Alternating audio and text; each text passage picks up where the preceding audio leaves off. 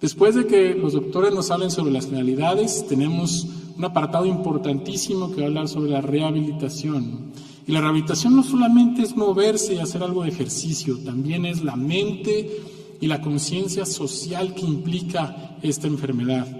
Y por último, hablaremos de los procesos de aceptación y adaptación, y ahí nos va a acompañar Laura Olmos, una persona con enfermedad de Parkinson que con su experiencia nos va a ayudar a transmitir la importancia de este proceso. En las otras pláticas también tendremos a una rehabilitadora neurológica, la licenciada Anabel Fuentes, a una neuropsicóloga, la doctora Nadia Arbizu, y al maestro Mauricio Aguilar, psicólogo terapeuta. Muchas gracias de nuevo y quisiera darle la bienvenida a nuestro primer ponente, al doctor Edgar Sánchez. Adelante, por favor. Bienvenido.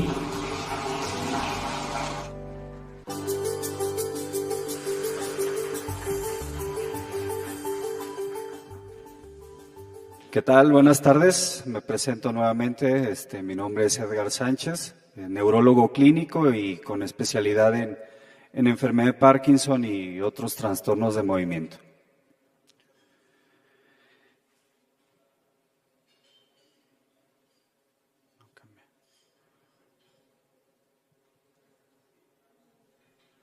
Bueno, vamos a hablar un poco acerca de la enfermedad.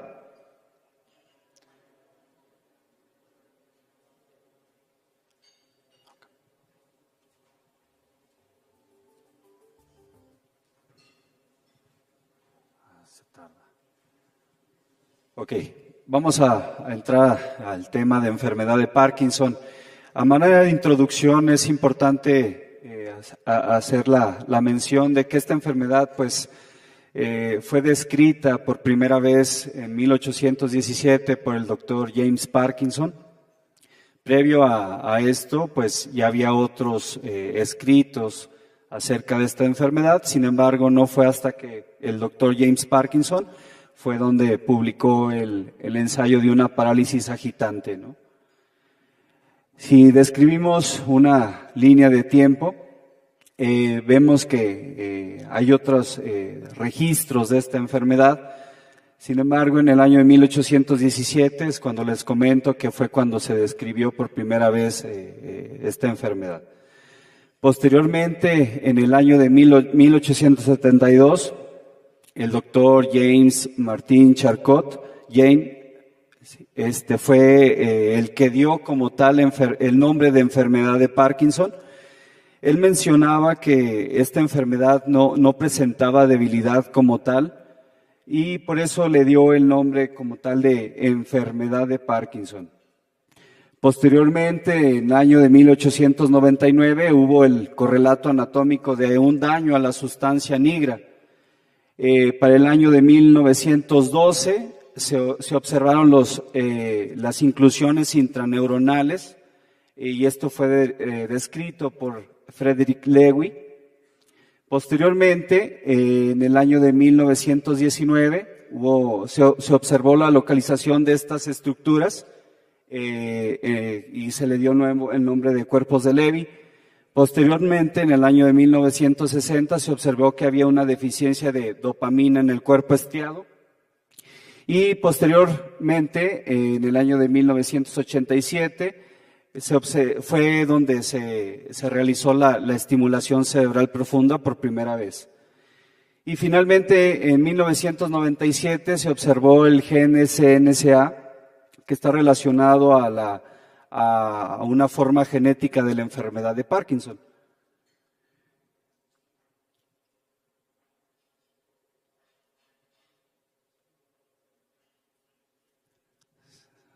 Se tarda un poco en cambiar. Aquí está. Bueno, la enfermedad de Parkinson es la segunda enfermedad neurodegenerativa más prevalente. Y esta consiste en un síndrome clínico neurológico que consiste en la presencia de bradicinesia, que básicamente es el enlentecimiento del movimiento, más la presencia de rigidez y temblor en reposo. Esto está relacionado con una pérdida de neurotransmisor que se llama dopamina, sobre todo en la parte compacta de la sustancia negra, y pues básicamente es un proceso neurodegenerativo. Es decir, que es una enfermedad que una vez que inicia va a ir avanzando conforme va pasando el tiempo.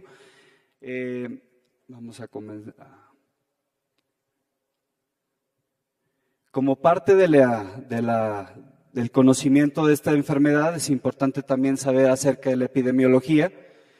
En el año del 2016, en un estudio que se realizó por la revista Lancet, se observó que la carga global de la enfermedad hubo un incremento de la prevalencia de aproximadamente el 74% entre 1990 y el 2016.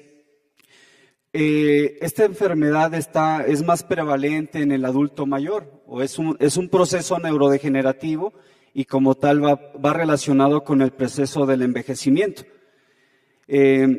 También se ha observado que debido a que las enfermedades cardiovasculares u otras enfermedades crónicas pues ya tienen tratamiento y en ciertas ocasiones cura, pues esto ha permitido que el paciente incremente su promedio de vida.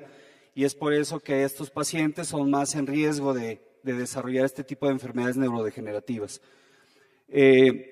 También se ha visto que esta enfermedad pues, es más prevalente en países con alta industrialización. Y es importante mencionar que hay una prevalencia inferior, sobre todo en África, en Asia, en América Latina, en comparación a Europa y América del Norte. La relación de la enfermedad con respecto al hombre y la mujer es de 1.4 a 1.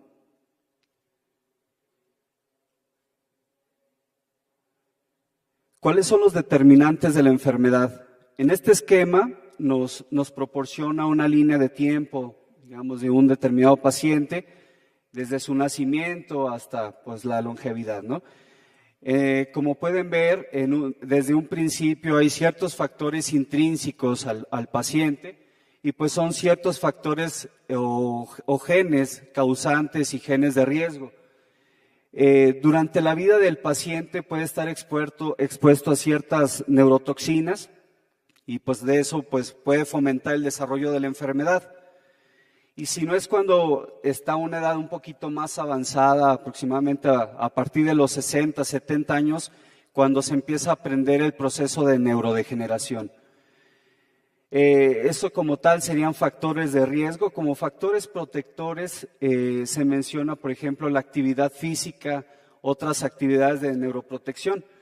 Por ejemplo, se habla de como factores protectores el tabaquismo. Aquí hay que poner hincapié porque el factor protector del tabaquismo sobre todo está relacionado con la nicotina. Sin embargo, estos estudios se han realizado en poblaciones muy grandes, sin embargo no se ha determinado como tal si en realidad es un factor protector. El paciente, por ejemplo, que tienda a esta exposición del tabaco, pues se puede enfermar de otras enfermedades, sobre todo cáncer, ¿no? Como ya lo sabemos. Y pues esto puede disminuir ahora sí que puede cortar la vida del paciente y pues puede evitar que el paciente desarrolle la neurodegeneración. Es por eso que está muy en duda si realmente el tabaquismo es un factor protector. Otro de los factores protectores es el consumo de la cafeína. Hay que recordar que es un antioxidante potente, la mayor actividad física, así como los niveles elevados de urato. Como factores de riesgos extrínsecos, está la exposición a ciertos pesticidas como el paraquat, el rotenone, el manef, el bonemilo, ciertas actividades ocupativas como por ejemplo los soldadores, los agricultores. También se ha visto que la ingesta dietética elevada de productos lácteos o los niveles reducidos de estrógenos pues se consideran como factores de riesgos para esta enfermedad. Con respecto a la patogénesis, antes de entrar a detalle a lo que es la enfermedad de Parkinson, tenemos que entender que no es lo mismo decir parkinsonismo que enfermedad de Parkinson. El parkinsonismo es un síndrome clínico, que esto no lo puede causar la exposición a ciertos medicamentos, ciertas enfermedades diferentes a la neurodegeneración. Por ejemplo, un infarto en una localización específica en el cerebro nos puede dar un parkinsonismo. así como procesos infecciosos, etcétera, etcétera. Hay ciertas enfermedades neurodegenerativas que no pueden fomentar el desarrollo de un parkinsonismo. Por ejemplo, el paciente con enfermedad de Alzheimer, hasta en un 30 o un 50% de las veces puede desarrollar un trastorno de movimiento, en este caso un parkinsonismo. Como parte del proceso del parkinsonismo relacionado a la deficiencia de dopamina, es importante mencionar que como tal esta enfermedad se desarrolla por una disfunción de los núcleos basales y esto es secundario a la pérdida de neuronas dopaminérgicas. Las neuronas dopaminérgicas las vamos a encontrar en la pars compacta de la sustancia nigra. Entonces, más o menos para que nosotros podamos encontrar o podamos observar las manifestaciones clínicas de un paciente con enfermedad de Parkinson, es cuando más o menos hay una pérdida del 50 al 60% de las neuronas dopaminérgicas. En ese momento ya es común encontrar el paciente con la lentitud del movimiento, con el temblor en reposo, con la rigidez. Además de la pérdida de la dopamina, que es el neurotransmisor relacionado a esta enfermedad, pueden existir la deficiencia de otros neurotransmisores como la serotonina, la noradrenalina, la acetilcolina, y esto puede dar como consecuencia una serie de síntomas que son no motores. Ahorita vamos a hablar un poquito más acerca de ellos. Por ejemplo, el paciente con enfermedad de Parkinson las manifestaciones motoras pueden ser precedidas por ciertos síntomas no motores. Puede estar el paciente deprimido, puede estar constipado, puede tener problemas de la olfacción, puede tener insomnio, parasomnia, sobre todo la fase REM del sueño, y esto puede preceder años, 10, 15 años antes de la aparición de los síntomas motores. Como parte de la patología de la enfermedad de Parkinson, es importante que conozcan la alfa-sinucleína. Hay que recordar que la enfermedad de Parkinson pertenece al grupo de enfermedades que se llaman alfa-sinucleopatías. Las enfermedades alfa-sinucleopatías, pues es la enfermedad de Parkinson, la demencia por cuerpos de Levy, la atrofia de múltiples sistemas. Ahorita está ya viéndose si se mete la enfermedad que se conoce como falla autonómica pura. La alfa-sinucleína pues tiene una función normal, ¿no? Es una proteína que consiste de 140 aminoácidos y es una proteína que se encuentra en el tejido neuronal. Esta tiene estar sobre todo en las terminales sinápticas y tiene un papel importante en el transporte vesicular, así como en la liberación de neurotransmisores. Sin embargo, cuando esta proteína se acumula, se fusiona, se une, se forman ciertos oligómeros, posteriormente fibrilas y termina con el proceso final que serían los cuerpos de Levy o las neuritas de Levy. Las neuritas y los cuerpos de Levy se consideran como lesiones ocupativas y esto puede fomentar que haya una disfunción del funcionamiento normal de la célula. Sin embargo, desde los oligómeros se ha visto que tienen ciertas funciones tóxicas, lo que puede fomentar el desarrollo del proceso de neurodegeneración.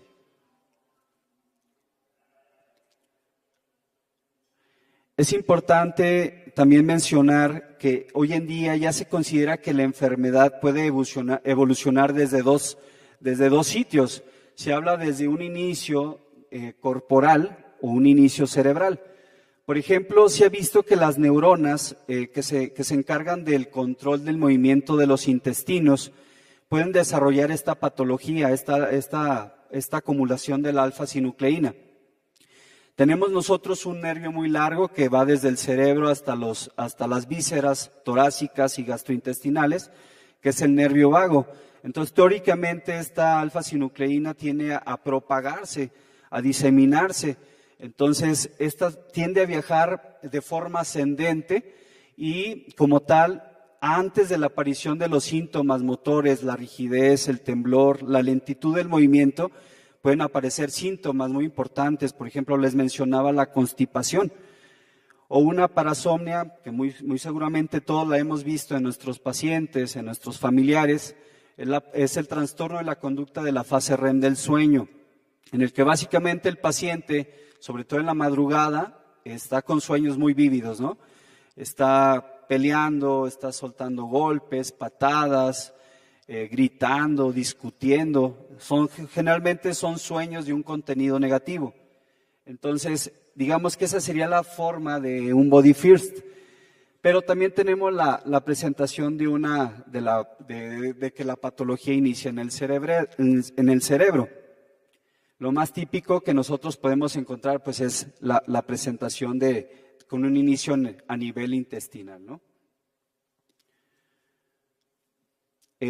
Como parte de los mecanismos moleculares, vamos a hablar un poco, no nos vamos a entrar a detalle de esto, pero se habla que en la enfermedad de Parkinson puede haber una alteración en la homeostasis interorganelar, puede haber una disfunción mitocondrial, puede haber una alteración de la función de las lisosomas, y pues todo esto puede culminar en la agregación del alfa-sinucleína y posteriormente en la formación de los cuerpos de Levy, lo que va a terminar en el proceso de neurodegeneración. ¿En qué consiste el proceso de neurodegeneración? Pues va a haber una muerte ahí de las neuronas dopaminérgicas de la pars compacta de la sustancia negra, y pues esto culmina o termina con la aparición de los síntomas motores.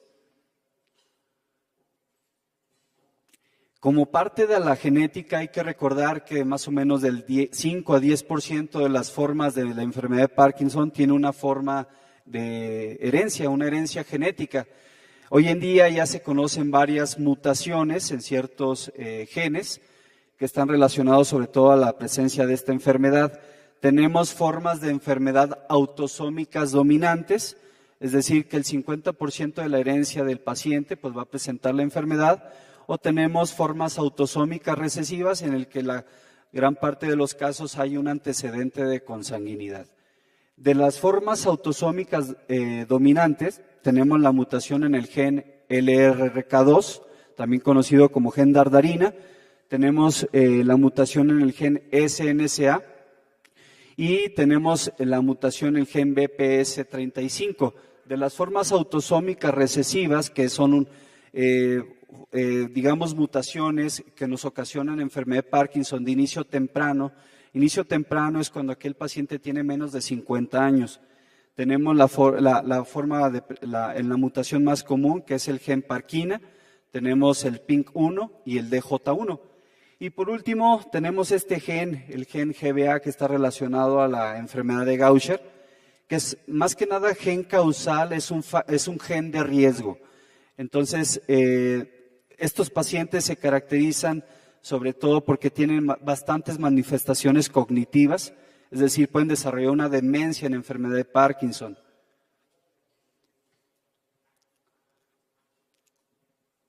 Con respecto a las manifestaciones clínicas, las conocemos muy bien. Es el típico temblor en reposo, la bradicinesia, que como tal es el enlentecimiento en el que realizamos el movimiento.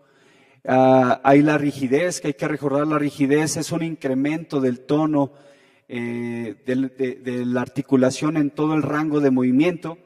Tenemos también pérdida de los reflejos posturales, la postura en gatillo, la postura encorvada. Tenemos los congelamientos, esos bloqueos motores, ¿no? Está nuestro paciente sentado, lo levantamos, lo ponemos a caminar y se queda ahí trabado. Quiere pasar a través de la puerta, se queda trabado. Quiere pasar a través de la puerta del elevador, se queda trabado. Son partes de las manifestaciones motoras de la enfermedad. Con respecto a los fenotipos de esta enfermedad, tenemos la variante rígido-acinética, tenemos la variante tremorígena, que se considera como una variante benigna, puesto que la evolución de la enfermedad no es tan grave como otros tipos de presentación. Por ejemplo, el paciente con dificultad de la marcha e inestabilidad postural se caracteriza porque el paciente presenta una incapacidad bastante importante en un curso corto de la enfermedad.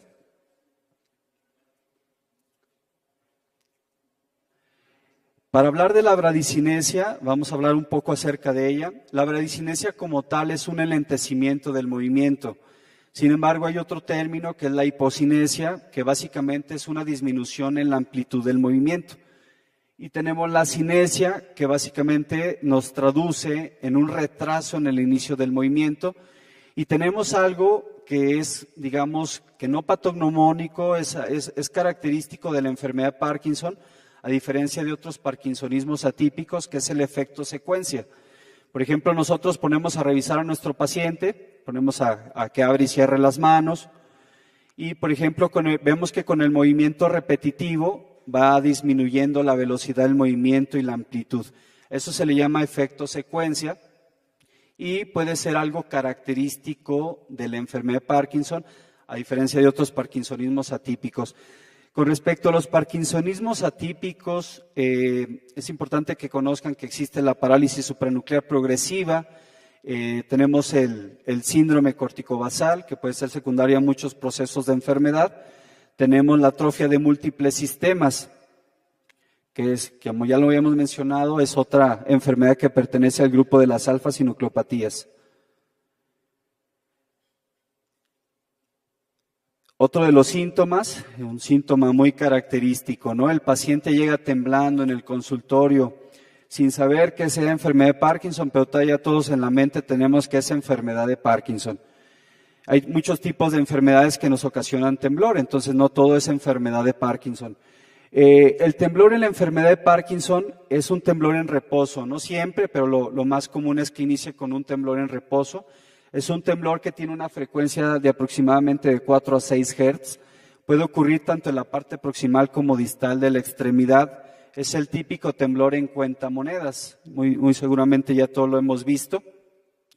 Y tenemos otro de los síntomas que es la rigidez, que como ya les mencioné, que consiste en una resistencia al movimiento pasivo de una articulación en todo el rango de movimiento.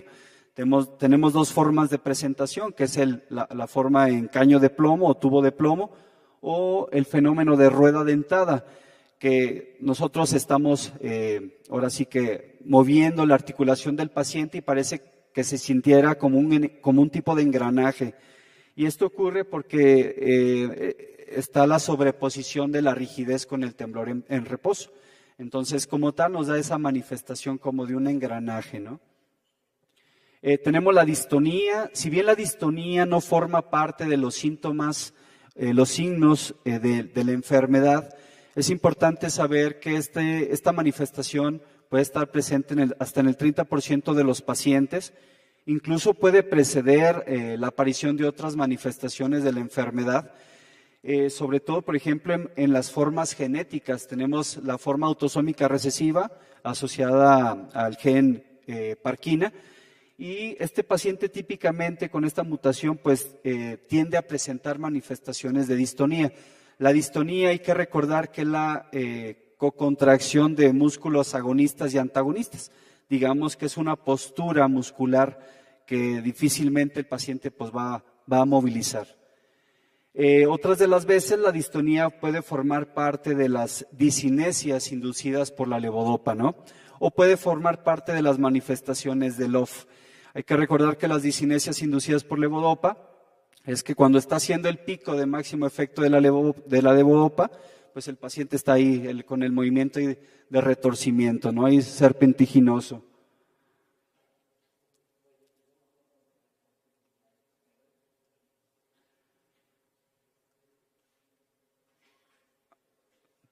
Ahí faltó algo de mencionar antes de pasar a esta imagen. Otra de las manifestaciones que podemos encontrar en nuestros pacientes pues son las anormalidades en las posturas. Por ejemplo, tenemos la postura en gatillo, ¿no? Esa postura flexionada del paciente con flexión de los codos, flexión de las rodillas. El síndrome de Pisa, también conocido como pleurotótonos, que es una inclinación lateral del tronco de más de 10 grados. La camptocormia, que es una inclinación del tronco de más de 45 grados. Y tenemos otras manifestaciones como la mano estriatal y el pie estriatal. Por ejemplo, vemos en el esquema superior izquierdo, vemos esas manos. Si nosotros a simple vista vamos a decir, pues este paciente tiene artritis, ¿no? Sin embargo, pues es una de las manifestaciones de la deficiencia de dopamina. Ahí tenemos el paciente con la camptocormia y el síndrome de Pisa.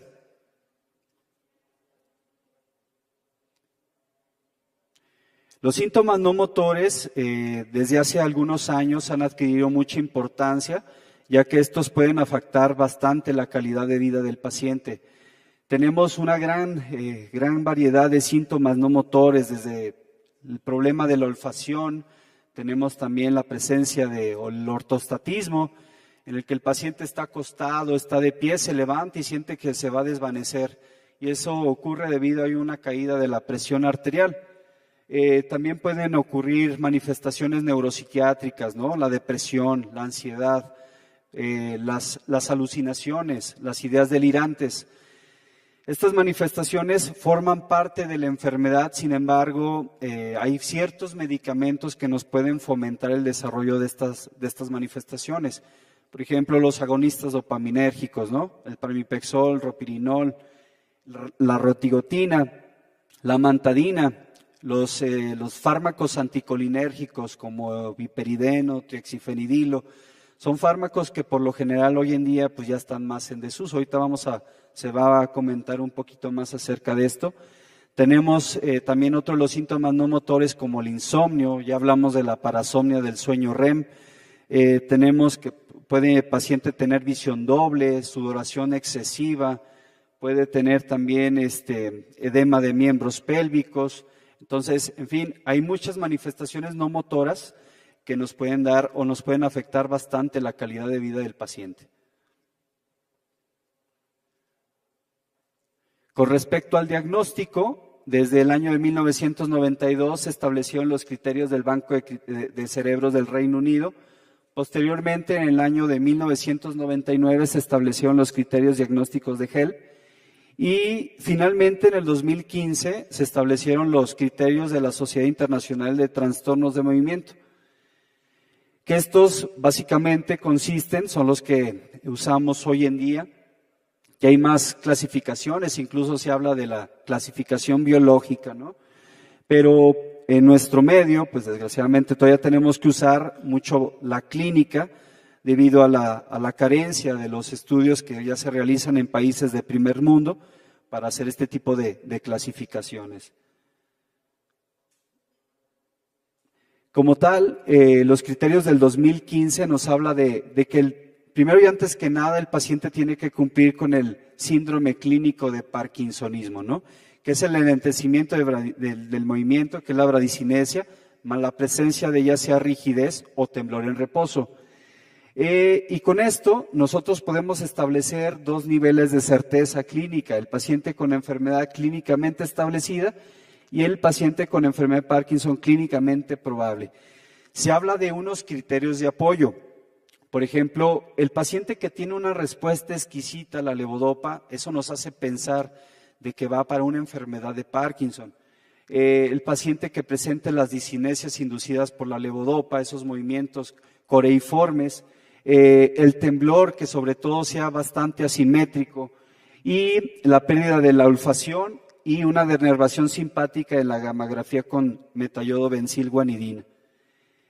Tenemos ciertos criterios de exclusión que nos dicen esto no es Parkinson, que nos dice que, por ejemplo, que el paciente que tenga un parkinsonismo y anomalidades cerebrales, parálisis de la mirada supranuclear, que tenga una demencia frontotemporal, variante conductual, que sobre todo esté presente dentro de los primeros 5 años, que tenga un parkinsonismo restringido a las extremidades inferiores dentro de los 3 años, o que haya un parkinsonismo inducido por drogas, o una ausencia de respuesta a la levodopa, o ciertas manifestaciones sensitivas de orden superior, como la apraxia, y que haya una imagen dopaminérgica normal con el dopa PET, se excluye como tal la presencia de una enfermedad de Parkinson. Hay ciertas banderas rojas que nos dicen se puede, pero hay que tener, ahora sí, ojo, hay que poner atención al paciente porque puede ser que no se trate de esta enfermedad. Por ejemplo, que haya o que tenga el paciente una rápida progresión de la marcha entre los primeros 5 años, que haya una ausencia de progresión de la enfermedad sobre los primeros 5 años, que haya una disfunción vulvar temprana, por ejemplo, el paciente que empieza con disfagia, que se atraganta fácilmente entre los primeros 5 años, que haya una disfunción respiratoria, que haya una falla autonómica importante, es decir, que el paciente presente con una incontinencia urinaria importante, disfunción eréctil en los primeros años de la enfermedad. Son ciertas manifestaciones que nos dicen aguas porque puede tratarse de otro parkinsonismo, sobre todo un parkinsonismo atípico.